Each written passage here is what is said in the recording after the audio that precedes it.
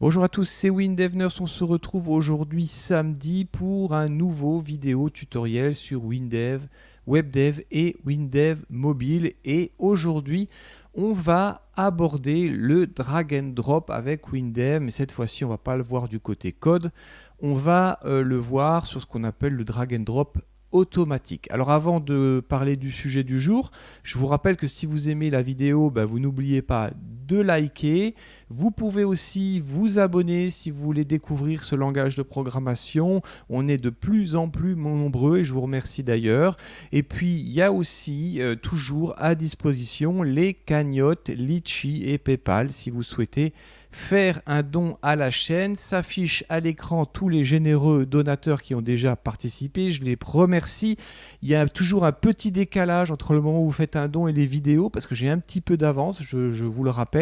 Donc ne vous inquiétez pas, j'essaye toujours de faire un petit signe pour vous remercier pour les dons. Et puis nous avons aussi l'offre de France Link qui, avec le code WinDevNurse, vous pouvez avoir 10% de réduction sur votre hébergement WebDev avec 3 bases de données Hyperfile SQL. Ils ont eu la gentillesse de nous faire ce code promo. Je les remercie parce que on gagne rien sur ça. C'était vraiment quelque chose qu'ils voulaient faire pour montrer un petit peu leur encouragement à la chaîne.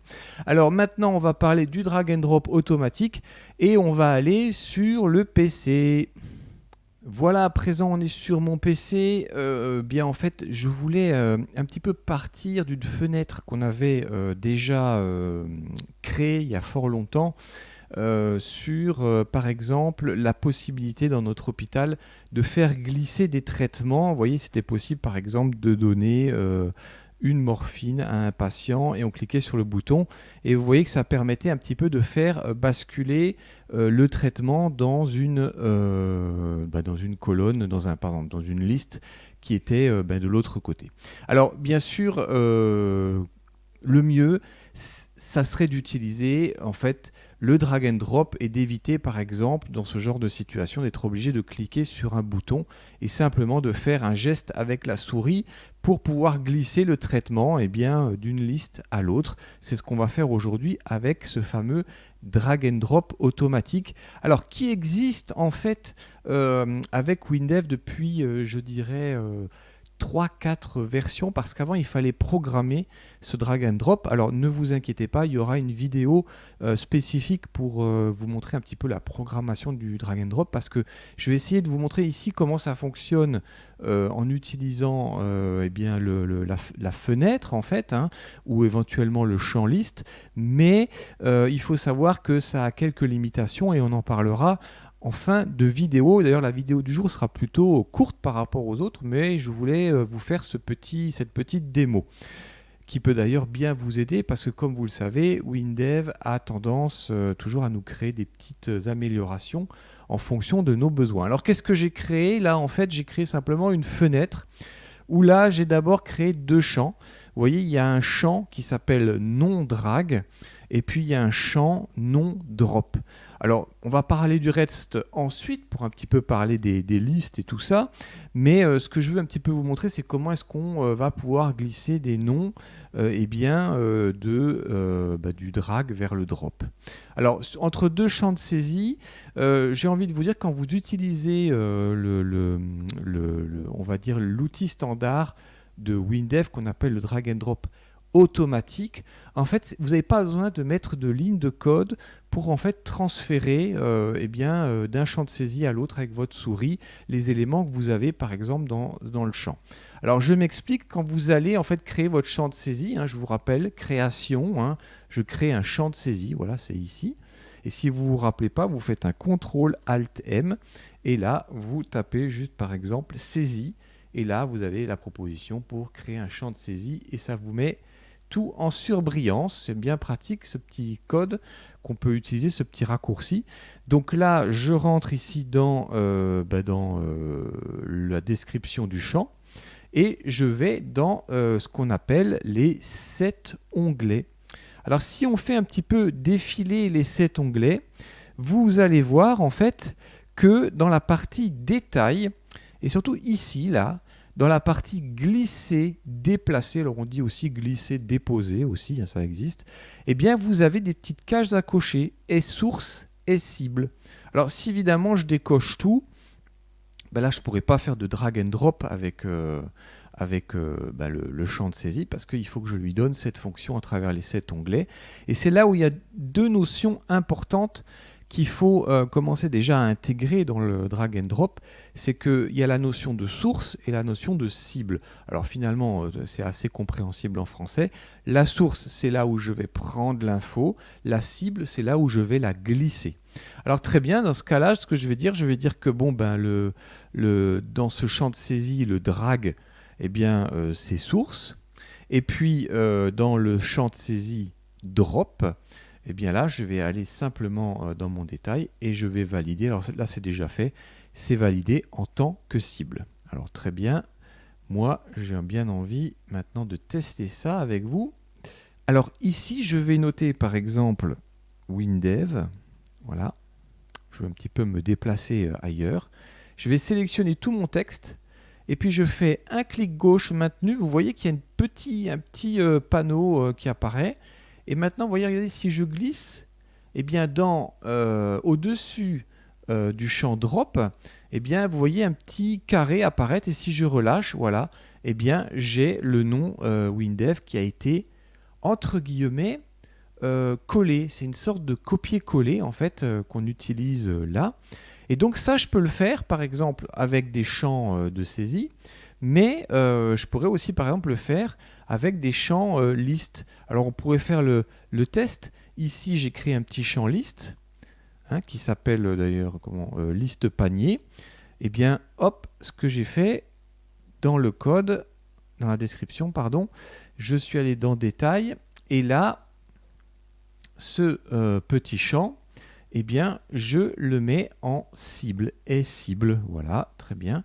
Donc, vous voyez ce que je peux faire. L'idée, c'est de glisser du texte depuis un champ de saisie vers un champ liste. Parce que c'est possible de faire ça, par exemple.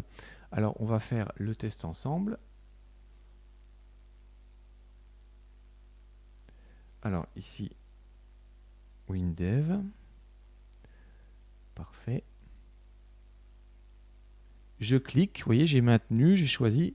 Et vous voyez que là, en fait, ça remplit en fait ce champ liste. Alors, c'est assez intéressant parce que finalement, vous avez quand même la possibilité de faire comme une sorte automatique de fonction liste ajoute. C'est un code en W langage qui permet d'ajouter à une liste des éléments. Alors, c'est ce que j'ai fait en fait vous voyez ici plus bas. J'ai créé un bouton qui s'appelle Mon magasin.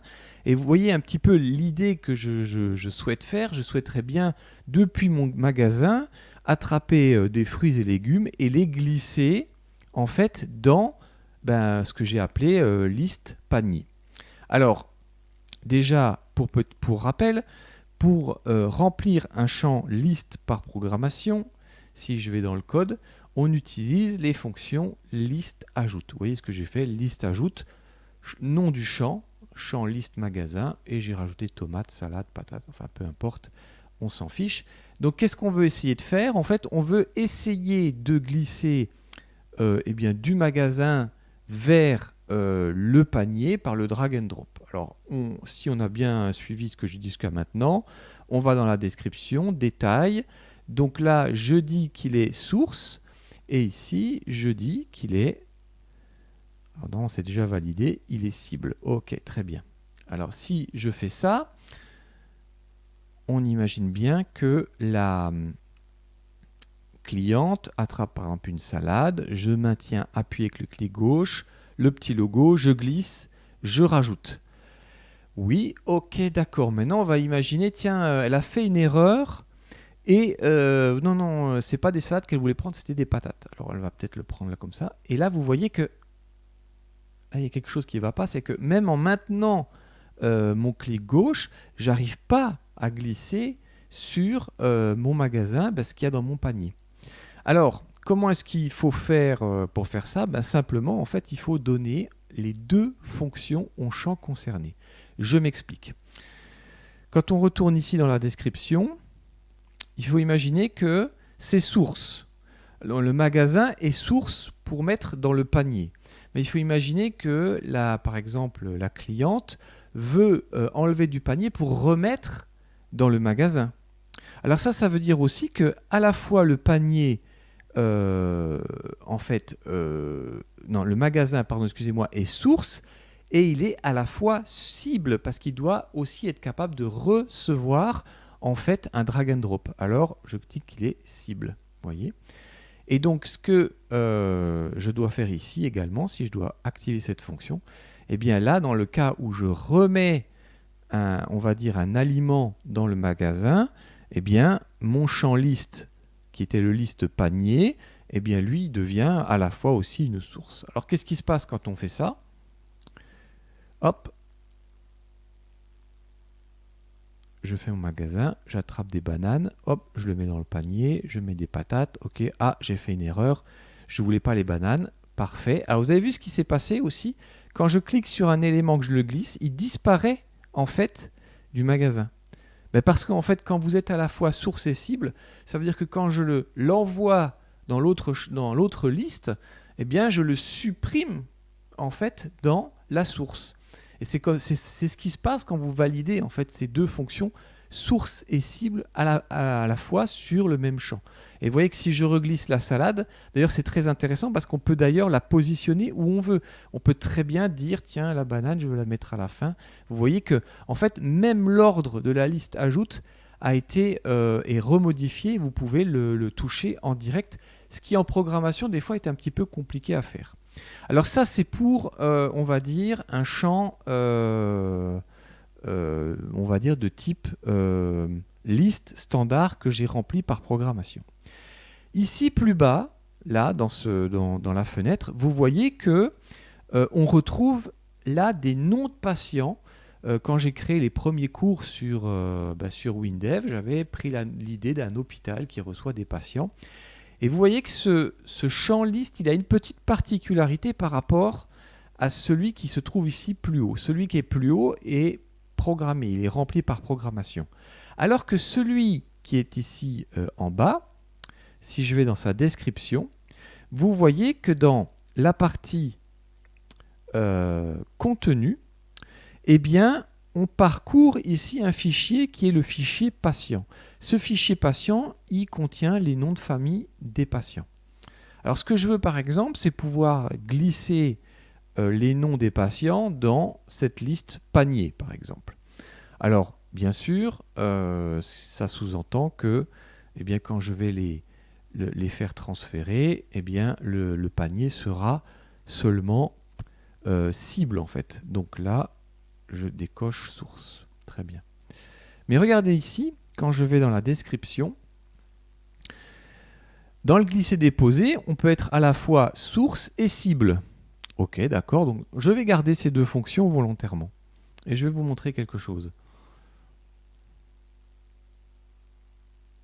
Ici, je prends le code patient Amidalae. Je le saisis, je le glisse sur mon panier. C'est quand même un peu bizarre parce que tout à l'heure, quand on était source et cible dans le champ liste par programmation où je remplissais ici tous mes aliments, eh bien quand je le glissais, il disparaissait. Et pourtant, alors que le champ liste ici est lié à un fichier de données et qu'il est source et cible, quand je glisse son nom, eh bien il ne disparaît pas en fait de la liste. Pourquoi? Parce que simplement, en fait, il y a une liaison qui est derrière sur un fichier et les données du fichier en arrière-plan où sont stockées les informations patients, eh bien, elles ne sont pas éliminées, elles ne sont pas supprimées. On ne fait pas d'HLI recherche premier et de H supprime quand on fait le glisser-déposer, le drag and drop entre ces deux champs qui sont de type liste. Donc ça, il faut bien le savoir. Et puis en fait, dernière petite chose, ce que je voulais ici vous montrer, eh bien là j'ai créé une deuxième fenêtre, vous voyez, où là aussi il y a un champ de saisie cible. Et je voulais montrer par exemple ici que si je prends ici le nom WinDev, voilà, je le sélectionne. Là, ici, j'ai activé le drag. Je le glisse ici et vous voyez que Eh bien, ce champ de saisie que j'ai appelé cible, auquel j'ai dit que c'était une cible, eh bien, entre deux fenêtres WinDev qui ne sont pas les mêmes, eh bien, vous avez possibilité de glisser vos informations. Alors, dernière petite chose, vous vous dites, oui, c'est bien, on peut glisser les informations partout avec le drag and drop, c'est génial. On peut faire ça entre des champs listes, des champs de saisie, on peut faire ça comme on veut. Alors, on va faire le petit test. Vous voyez ici, j'ai créé ici un champ table où j'ai mis 2 colonnes. Et maintenant, regardez, si je prends mon drag and drop, je maintiens mon clic gauche, je viens ici, et bien là, il ne se passe rien. Il ne se passe rien, pourquoi? Parce que finalement, on pourrait se dire, il va peut-être remplir la première colonne qui s'appelle liste 1. Eh ben non, ça ne marche pas. Pourquoi ça ne marche pas? Parce qu'en fait, quand vous allez sur la documentation technique du drag and drop, déjà, vous voyez plusieurs petites choses. Ce n'est pas accessible en WinDev mobile. Ça ne fonctionne pas. Donc déjà, si vous allez faire, par exemple, vous allez rapatrier ou vous allez importer des fenêtres de WinDev vers WinDev mobile, si vous avez des fonctions drag and drop, ça ne va pas fonctionner. Ça va bugger. Et là, en fait, on vous explique que dans WinDev, les champs concernés par le drag and drop automatique, ce sont seulement les suivants. C'est-à-dire le champ de saisie, le champ liste, le champ liste image, table et champ arbre. Vous allez me dire, oui, mais c'est pas cohérent, parce que ça devrait être quand même interchangeable en drag and drop entre, par exemple, le champ de saisie et le champ table, et on a bien vu que ça ne fonctionnait pas tout à l'heure. Eh bien, en fait, pour chaque déplacement possible entre champs, vous avez plus loin, en fait, une description de ce que vous pouvez glisser entre chaque élément source et chaque élément cible. Et quand vous faites un petit peu défiler cette page, vous voyez que le champ de saisie, il ne peut être entre guillemets drag and dropable que vers un autre champ de saisie. Donc ça veut bien dire ce que ça veut dire. Ça veut dire que si vous avez un champ table, si vous avez un champ liste ou des choses comme ça, ça ne fonctionnera pas. Par contre, si vous avez un champ liste par programmation, là vous voyez que c'est expliqué ici, élément source, dans l'élément cible, je peux transférer ça vers un champ liste par programmation, vers un champ arbre par programmation, et puis vers un champ de saisie. Et effectivement, ça fonctionne avec le champ de saisie. Vous voyez, hop, si on fait ça, moi, hop, je prends mes tomates, je les glisse ici, je les prends là. Alors là, je les prends ici, pardon. Et alors j'avais désactivé la fonction probablement. Description. Ah oui, voilà. Et source. Et cible. Et regardez ce qu'on peut faire. Effectivement, ça fonctionne. Je prends une banane, je la mets là, je la saisis ici, je la glisse sur mon champ cible, mon drop, et vous voyez que là, j'ai pu transférer les informations. Voilà, ça c'est pour la partie drag and drop, comme on l'a vu chez WinDev, et c'est ce qu'ils appellent le drag and drop automatique de WinDev. Alors bien sûr, nous on aimerait bien aller un petit peu plus loin, mais pour aller plus loin, il va falloir passer par le drag and drop programmé, et ça c'est encore une autre étape qu'on va voir dans une prochaine vidéo. Voilà, j'espère que cette petite approche du drag and drop vous aura aidé aujourd'hui dans votre utilisation de WinDev. C'est assez bien fait, je trouve, et en plus de ça, comme toujours, chez PCsoft, ils nous mettent un petit peu à jour tous ces types de champs pour nous éviter, vous allez le voir dans une prochaine vidéo, encore du code à inscrire et des choses qui vont un petit peu nous faire perdre un peu de temps. Donc avec WinDev, vous savez, on développe toujours 10 fois plus vite qu'avec un autre environnement, et c'est tout à fait vrai. Voilà, je vous dis pas à la semaine prochaine, parce que la semaine prochaine, ça sera sûrement les vacances. Je ne sais pas si la semaine d'après, j'aurai le temps de vous faire une vidéo, mais je ferai de mon mieux. D'ici là, portez-vous bien et à la prochaine. Allez, bye bye.